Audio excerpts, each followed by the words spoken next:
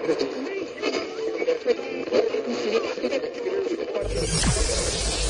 ready for unique, rare, and little-known treasures from the golden age of radio. You're listening to The Amazing World of Radio with Adam Graham. Welcome to the Great Detectives of Old Time Radio. From Boise, Idaho, this is your host, Adam Graham. If you have a comment, email it to me, box13@greatdetectives.net. Well, now we're going to go ahead and get into today's episode as we continue our look at Alice in Wonderland with part 2 of the Columbia Workshop adaptation. The original air date is October the 3rd, 1937. Let's go ahead and take a listen.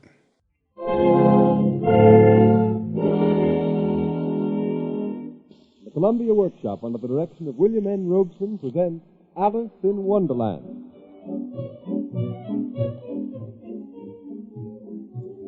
Tonight, the workshop offers the second part of the experimental radio version of Lewis Carroll's immortal classic, Alice's Adventures in Wonderland, with a special musical score composed by Lee Stevens and Paul Scarrett. The workshop wishes to thank the many listeners who have expressed their valuable reactions to last week's broadcast, in which was inaugurated this, our first venture into the field of musical experimentation. Your criticisms and comments upon tonight's production will be equally valued. The Columbia Workshop presents Alice in Wonderland. It all started with Alice's curiosity about a white rabbit who hopped by as she and her sister sat by the bank of a stream. Oh dear, I shall be late. Before she knew it, Alice was falling down what seemed to be a deep well, at the bottom of which, among other curious creatures, she met a mouse.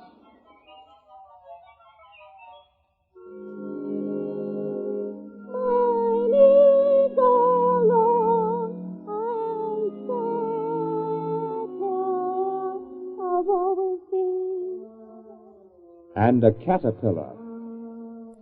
Keep your temper.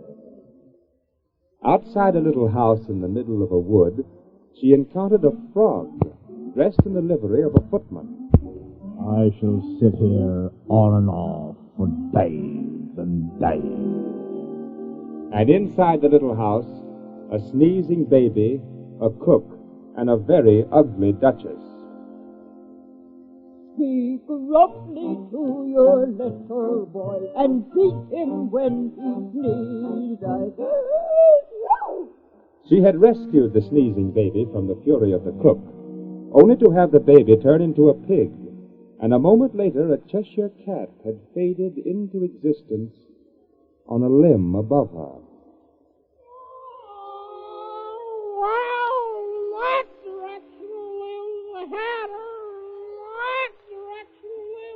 March Hare. Both are mad. She had not gone much further before she came upon the house of the March Hare. She is sure it is the right house, because the chimneys are shaped like ears, and the roof is thatched with fur. There was a table set out under a tree in front of the house, and the March Hare and the Hatter were having tea at it. A dormouse is sitting between them, fast asleep. The March Hare and the Hatter are using him as a cushion, resting their elbows on him. They aren't at all anxious to have Alice's company. No more. There's plenty of room, and I'm going to sit down. There. Have some wine. I don't see any wine, March Hare. There isn't any. Then it wasn't very civil of you to offer it. It wasn't very civil of you to sit down without being invited. I didn't know it was your table. It's made for a great many more than three. Your hair wants setting. You should learn not to make personal remarks, Heather. It's very rude. Try the raven at the writing desk. I'm glad you're going to ask riddles. That'll be fun. I believe I can guess that one. You mean that you think you can find out the answer to it? Exactly so. Well, then you should say what you mean. I do. At least I mean what I say. That's the same thing, you know. Not the same thing a bit. You might just as well say that I see what I eat. It's the same thing as I eat what I see. You might just as well say that I like what I get as the same thing as I get what I like. You might just as well say that I breathe when I sleep is the same thing as I sleep when I breathe. It is the same thing for you, Dormouse. Oh, I must answer that riddle before they forget it. Now, let me see. Why is a raven like a writing desk? A raven writing desk? Raven... What day of the month is it? The 4th. This watch is 2 days wrong. I told you butter wouldn't suit the work. It was the very best butter. Yes, but some crumbs must have got in as well. You shouldn't have put it in with the bread knife. But it was the best butter. Let me dip it in the tea. It might wash the crumbs out. Oh, what a funny watch. It tells the day of the month and doesn't tell what o'clock it is. Why should it? Does your watch tell you what year it is? Of course not. But that's because it stays the same year for such a long time together. Which is just the case with mine. I don't quite understand you. The Dormouse is asleep again. Oh, no, I heard everything you fellows said. Have you guessed the riddle yet? Oh, I give up. What's the answer? I haven't the slightest idea. Nor I. I think you might do something better with the time than wasting it in asking riddles that have no answer. If you knew time as well as I do, you wouldn't talk about wasting it. It's him. I don't know what you mean. Of course you don't. I dare say you never even spoke to time. Perhaps not, but I know I had to beat time when I learned music. That accounts for it. He won't stand beating. I know. He and I quarreled last March, just before he, the March Hare, went mad, you know. It was at the great concert given by the Queen of Hearts, and I had to sing. Twinkle, twinkle, little bat, how I wonder what you're at. You know the song, perhaps? I've heard something like it. It goes on, you know, in this way. Up above the world you fly, like a tea tray in the sky. Twinkle, twinkle, little bat. Be quiet, Dormouse. Stop kissing. Well, I have hardly finished the first verse when the Queen bawled out, "He's murdering the time! Off with his head!" How dreadfully savage. And ever since that, he won't do a thing, I ask. It's always 6 o'clock now. Is that the reason so many tea things are put out here? Yes, that's it. It's always tea time. And we've no time to wash the things between while. Then you keep moving round, I suppose, from one seat to the next? Exactly so, as the things get used up. But what happens when you come to the beginning again? Oh, take some more tea. I've had nothing yet, so I can't take more. You mean you can't take less? It's very easy to take more than nothing. Nobody asked your opinion. Who's making personal remarks now? You. I want a clean cut. Let's move up one place. But then you're the only one who gets the clean place. And I'll have to sit where the March Hare sat, and he'd upset the milk jug into his plate. We move only one seat over. And if you don't like that... You don't have to drink the tea you haven't yet had. This piece of rudeness was more than Alice could bear. She got up in great disgust and walked off. The Dormouse fell asleep instantly, and neither of the others took the least notice of her going. For they are now trying to shove the Dormouse into the teapot. As Alice wandered on through the wood, she came suddenly upon a tree with a little door leading right into it. She was not in the least surprised, for she had come to expect anything in Wonderland. So she quickly opened the door and entered, to find herself at last among the bright flower beds and the cool fountains of a beautiful garden. The one she had first seen through the little door in the hall. She had scarcely time to look about her when she heard the sounds of a procession approaching. It was the royal entourage of the King and Queen of Hearts, accompanied by their guests, the kings and queens of diamonds, spades, and clubs, with their soldiers and courtiers.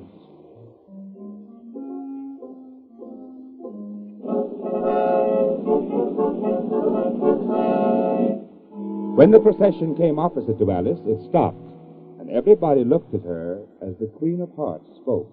Who is this? How did she get in here?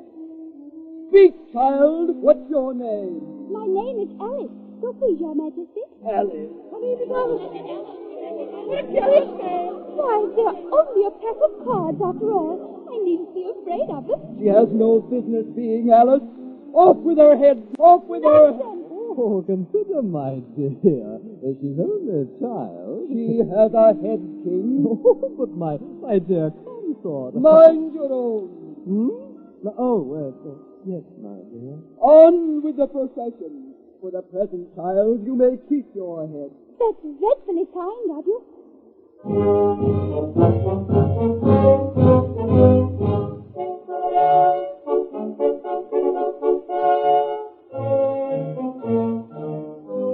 The procession continued to the fountains in the center of the garden, while Alice looked about her vainly for some way of escape, but the Queen kept constantly by her side. Have you seen the mock turtle yet? No. I don't even know what a mock turtle is. It's the thing mock turtle soup is made from. I never saw one or heard of one. Come on, then, and he shall tell you his story.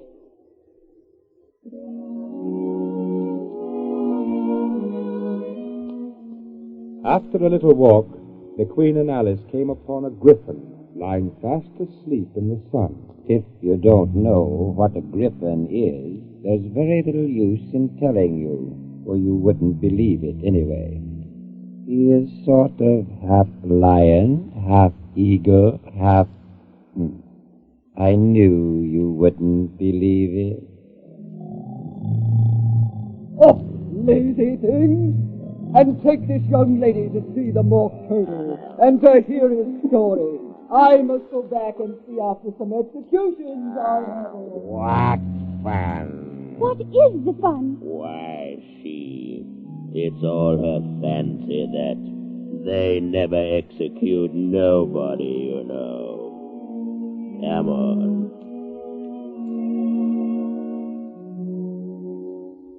They had not gone far before they saw the mock turtle in the distance, sitting sad and lonely on a little ledge of rock.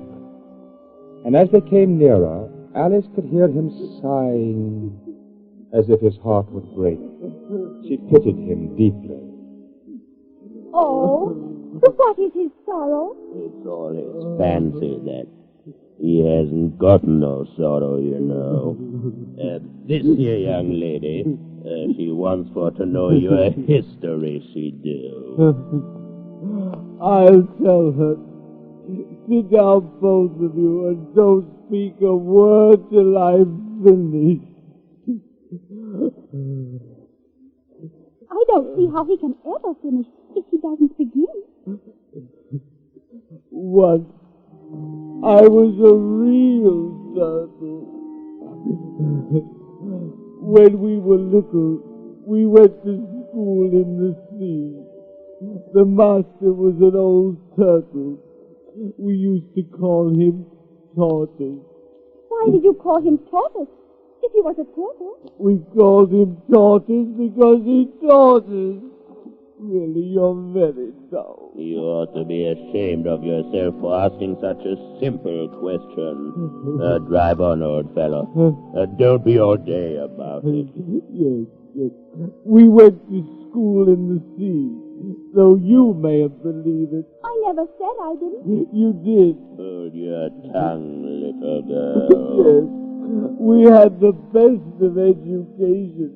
In fact, we went to school every day. I've been to day school, too. What did you study? Reeling and writhing, of course, to begin with. And then the different branches of arithmetic. ambition, distraction, uglification, and derision. And what else had you to learn? Well, there was mystery. Mystery, ancient and modern, with geography. Then drawing. The drawing master was an old conger eel that used to come once a week. He taught us drawing, stretching, and facing in coils. What was that like? Well, I can't show it to you myself. I'm too stiff. And the griffin never learned it. I hadn't time. I went to the classical master, though. He was an old crab, he was. I never went to him. He taught laughing and grieving. Oh, he did. Oh, he did.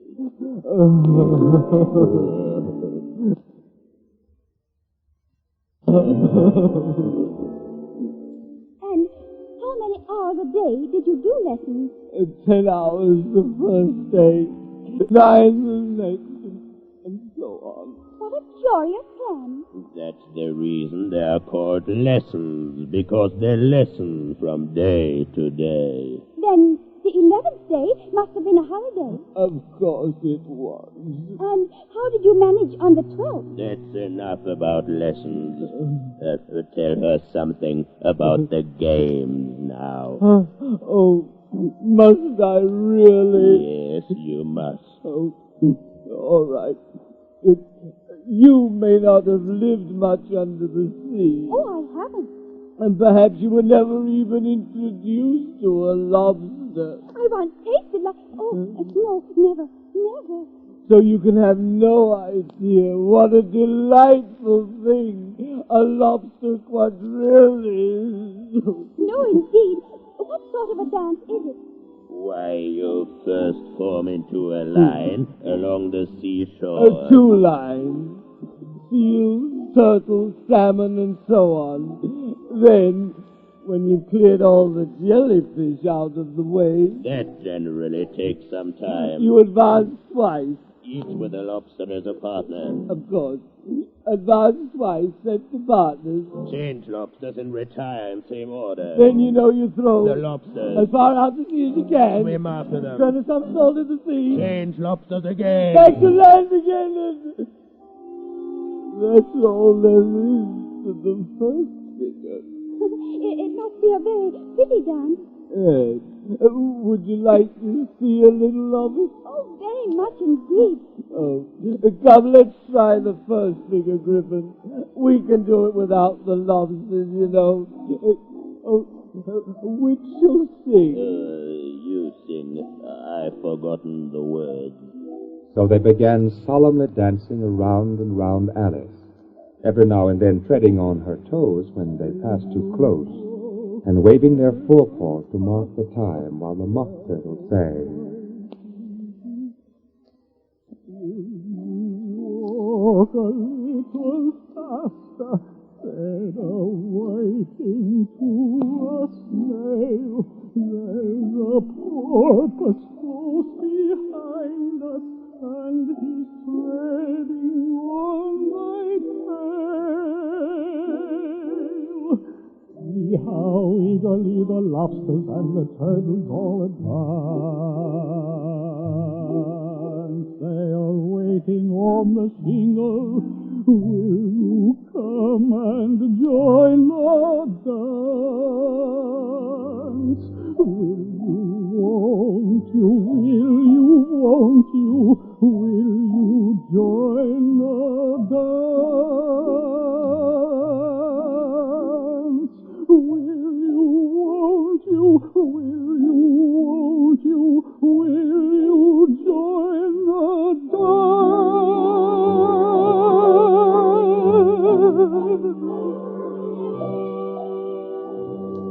Thank you. It's a very interesting dance to watch, and I do so like that curious song about the fighting.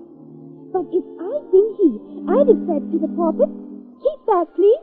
We don't want you with us."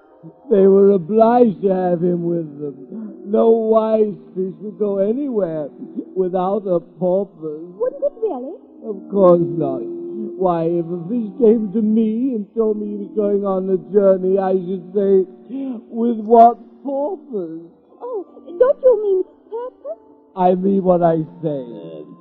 Shall we try another figure of the lobster quadrille? Or would you like the mock turtle to sing you another song? Oh, a song, please. If the mock turtle would be so kind. No accounting for tastes. Sing her turtle soup, will you, old fella? Beautiful soup, so rich and green, waiting in a hot tureen. Who for such days? Come on. It's time to go to the trial. What trial? Come on. Come on. And the Gryphon grabbed Alice by the hand and hurried her off without waiting for the end of the Mock Turtle song. By the time Alice and the Gryphon had arrived at the courtroom, a great crowd had assembled there. All sorts of little birds and beasts, as well as the whole pack of cards. The knaves stood before the court in chains. The White Rabbit, dressed in the livery of a herald, was near the throne where the King and Queen of Hearts were sitting. The king is also the judge, by the way, and as he is wearing his crown over his wig, he does not look at all comfortable, and it certainly isn't becoming. In the very middle of the court, on a table, was a large dish of tarts. It made Alice hungry to look at them. I wish they'd get the trial done and hand round the refreshments. No chance of that. Them tarts is what the trial's all about. What are the jurors writing on their slates for? They can't have anything to put down yet before the trial's begun. They're writing down their names for fear they shall forget them before the end of the trial. Stupid things. Why, they're all writing stupid things on their slates. And look, several of them can't spell it correctly. Silence in the court. Herald, read the accusation. The Queen of Hearts, she made some tarts all on a summer's day. The Knave of Hearts, he stole those tarts and took them quite away. Yes. Consider your verdict, Jory. No, not yet, Your Majesty. There's a great deal to come before that. Oh, all right, then. Call the first witness. First witness, the Hatter, sometimes called Had. I beg your pardon, Your Majesty, for bringing my tea and bread and butter with me, but I hadn't quite finished when I was sent for. Well, you ought to finish. When did you begin? 14th of March, I think it was. 15th. Oh, write that down. The jury is writing down all 3 dates on their slate. Now they add them up, and now they're reducing the answer to shillings and pence. Only all the answers are different. Just at this moment, Alice felt a very curious sensation, which she recognized at once. She was beginning to grow again. She decided, however, to remain in the courtroom as long as there was room for her. However, the dormouse who was sitting next to her objected at once. I wish you wouldn't squeeze so I can hardly breathe. I can't help it. I'm growing. You've got no right to grow here. Don't talk nonsense. You're growing too. Yes, but I grow at a reasonable rate, not in that ridiculous fashion. The Hatter is so nervous under the gaze of the Queen that he shakes himself out of both his shoes. And in his confusion, he bites a large piece out of his teacup instead of his bread and butter.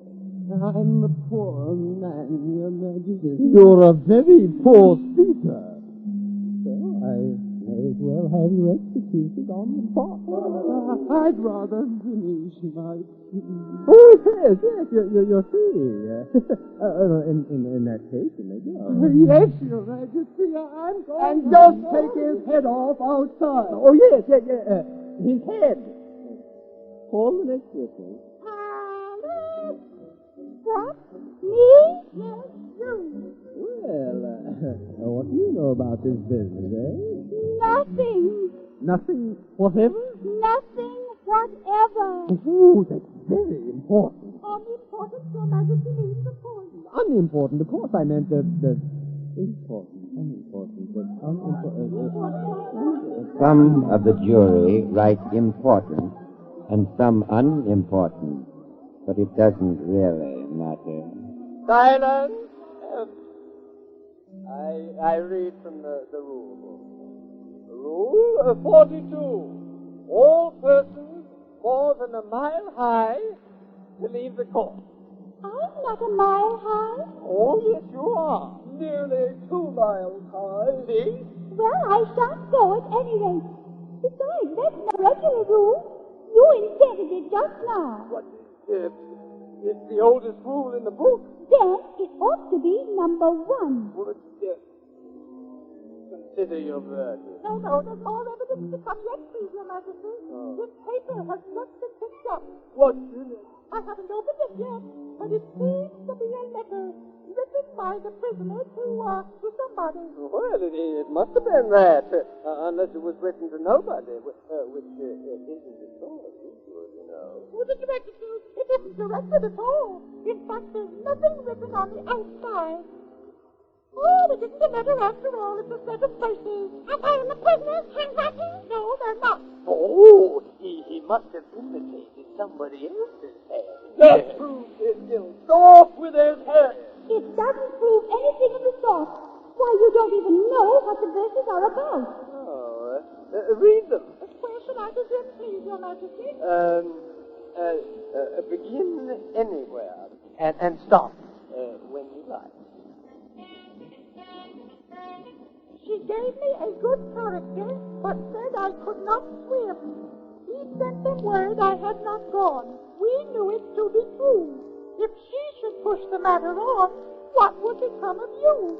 I gave her 1. They gave him 2. You gave us 3 or more. They all returned from him to you, though they were mine before. I think that's about enough, Your Majesty. Oh, that's the most important piece of evidence we've heard yet. So, now let the jury... I don't believe there's an atom of meaning in it. If there's no meaning in it, Alice, that saves a world of trouble, you know, as we needn't try to find any. Yes, I don't know. I seem to find there's some meaning here. Said I could not swim. But you can't swim, can you? Do I look like it? He certainly doesn't, being made entirely of cardboard. Well, all right so far. Now continue. We know it to be true, that the jury, of course, if she should push the matter on. Oh, that must be the Queen. What would become of you? Yes, what indeed? I gave her 1. They gave him 2. Why, that must be what he did with the torch, you know. But it goes on. They all returned from him to you. Well, there they are. And so they are. The tarts are on the table. Nothing can be clearer than that, eh? No. Then again, before she had this fit, you never had fits, did you, my dear consort? Never. Off with anybody's head. Then the words don't fit you. That's fun. Thank you. Let the jury consider their verdict. No. Sentence first, verdict afterwards. That's a nonsense. The the idea of having the second fish. Hold your tongue. I won't. Off with her head. But nobody moves, for Alice, who is now her full size and much too large for them to try to do anything about it, stands up, dumping the jury box and its occupant onto the courtroom floor. Who cares for you? You're nothing but a pack of cards. At this, the whole pack rose up into the air and came flying down upon her. She gave little screams, half of fright, half of anger, and tried to beat them off. Then she found herself lying on the bank, with her head in the lap of her sister, who was gently brushing away some dead leaves that had fluttered down from the trees upon her face. Wake up. Wake up, Alice, dear. Oh, what a long sleep you've had. Oh, sister, I've had such a curious dream. All about a white rabbit, and a mock turtle, and a Mad Hatter, and the Queen of Hearts, and a whole pack of cards. And so ends the Columbia Workshop's dramatization of Alice in Wonderland. Alice is played by Helen Clare. William N. Robeson adapted and directed the production. Lee Stevens and Paul Starrett wrote the original musical score, and Mr. Stevens conducted the orchestra. Tune in next week at this same time for another workshop presentation under the direction of Irving Reese. This is the Columbia Broadcasting System.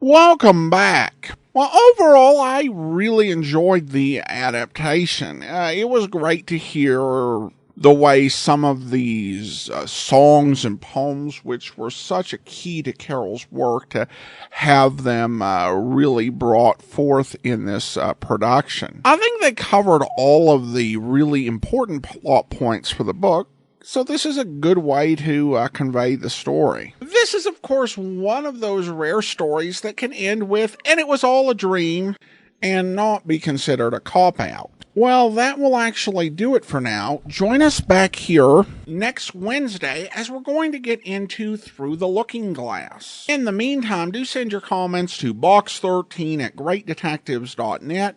From Boise, Idaho, this is your host, Adam Graham, signing off.